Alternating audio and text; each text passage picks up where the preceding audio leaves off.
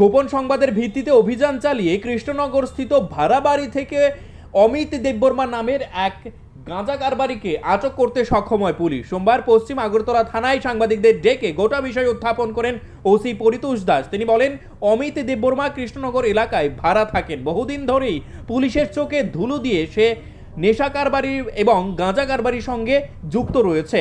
উদ্ধার করা হয়েছে প্রায় 36 কেজি শুকনো গাঁজা। তার বিরুদ্ধে এনডিপিএস ধারা মামলা হাতে নিয়ে ঘটনার তদন্ত শুরু করা হয়েছে বলে জানান ওসি পরিতোষ দাস। রাতে আমাদের কাছে একটা ইনফরমেশন আসে যে অমিত দেববর্মার ভাড়া বাড়িতে গাঁজা মজুদ আছে।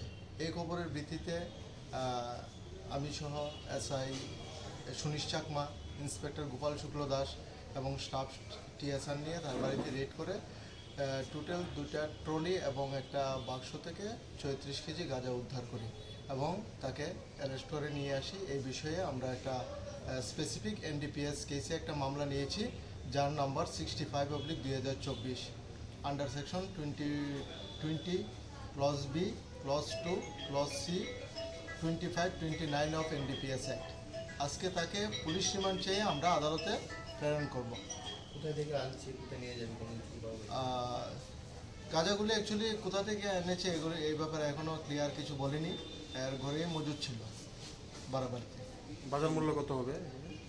বাজার মূল্য অনুমানিক 1.5 লাখ টাকার মতো হবে। অমিত দেববর্মার বাড়িটা কোন জায়গায়? অমিত দেববর্মার বাড়ি জম্পুজলাতে।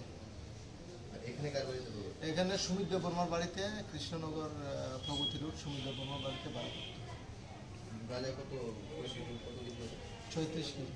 Bureau report, news live 24 Tripura.